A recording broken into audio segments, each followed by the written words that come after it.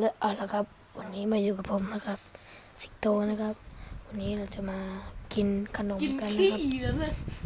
นะครับผมก็จะพูดดังปุ๊ยจะพูดเบาๆเลยนะครับพอเสียบหูฟังอยู่ไม่งั้นมันจะเรื่องนี้ถ้าเราพูดธรรมดา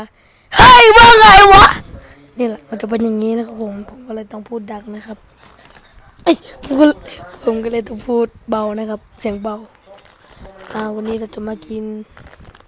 ขนมที่มันโอ้อย่าเพิ่งกินให้เชฟลองชิมก่อนเนี่ยครับที่ผมจะมาทำในวันนี้นะอันนึงนะเฮ้ยอย่าเพิ่ง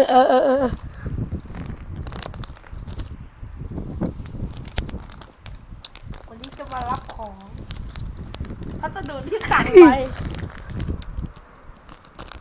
จะกินไหมกินดิ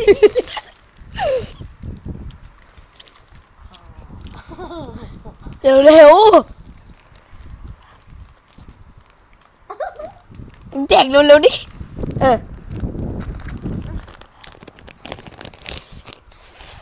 ไม่เป็นไรอยู่นี่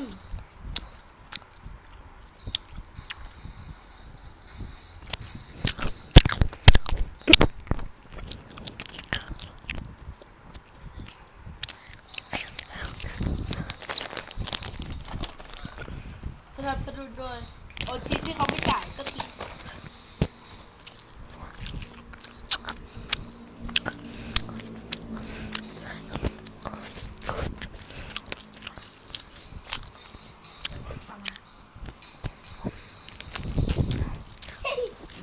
นั่งกินเลย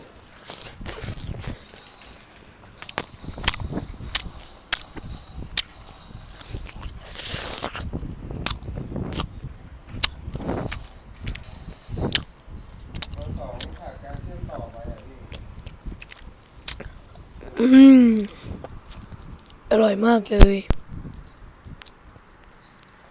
อร่อยเหลือเกินต่อไปก็กรีบับนะครับของรีบพอ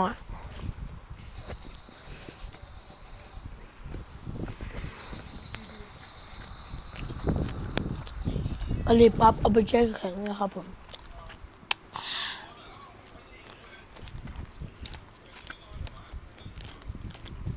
ตัวนึงอ่ะพี่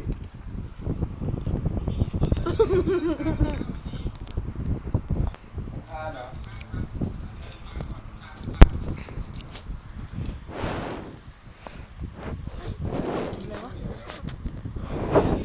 ไม่น่ากินเลย ก็เอาไปแช่แข็งมาเดี๋ยวมันอร่อยก็กินใช่ไหมครับเหรอ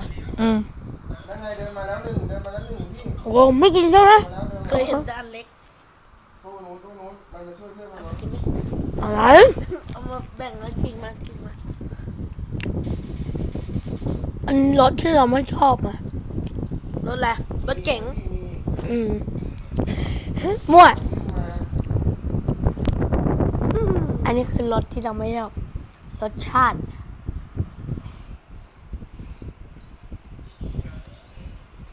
เราพูดทุกคนแล้ว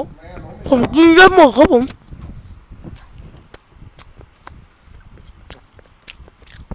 ระวังนะมันมีตัวนึงไม่ตัวผมนี่นะมีคนลงมาเหรอ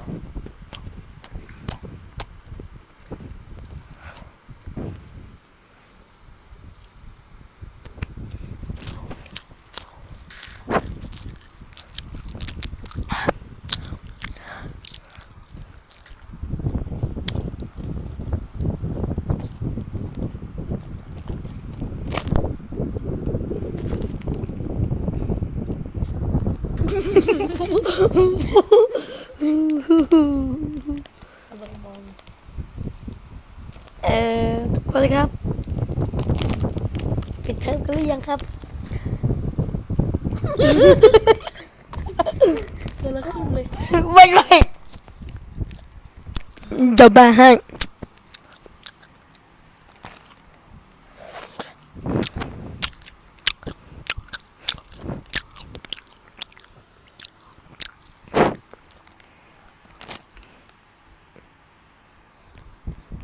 อืม หูฟังหลุดไปจับหูฟังก่อนเดี๋ยวจับอันนี้ให้ เดี๋ยวจับอันนี้ให้หูฟังหลุด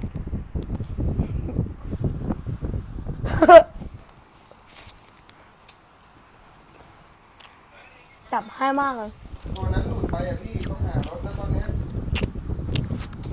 เนี่ยเบอร์สี่เขาล้มแล้วเขาออกจากเกมเลยนั่นแหละ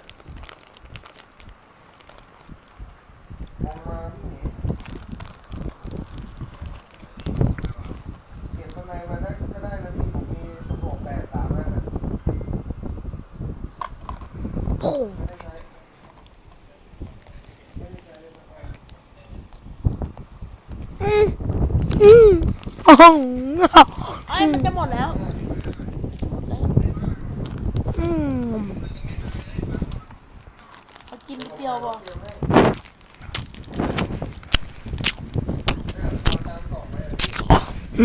นิดเดียวนิดเดียวครับท่านผู้ชม คนนิดเดียวเลยครับผมอืม น่าจะเลือกที่เหลือให้อีกพอ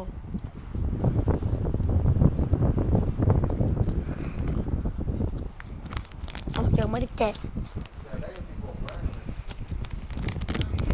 เอายังไม่ถึงไม่แดกแล้วเอาไปทิ้งเลยไปทีมงานเอาไปทิ้งเอาไปทิ้งเอาไปทิ้งนั่นแหละเอาไปทิ้ง อย่าเพิ่งกินอย่าเพิ่งกิน โอ้ย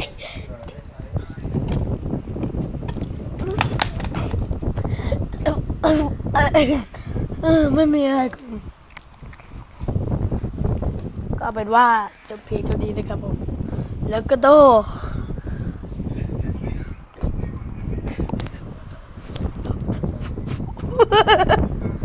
แล้วก็ขอรับก่อน สวัสดีครับ แล้วก็อย่าลืมกดไลค์กดแชร์อย่าลืมกด subscribe เพื่อให้เราเป็นทำคลิปต่อไปนะครับผมนะครับผมนะครับร้อนเหรอหนาวก็ต้องกินนี่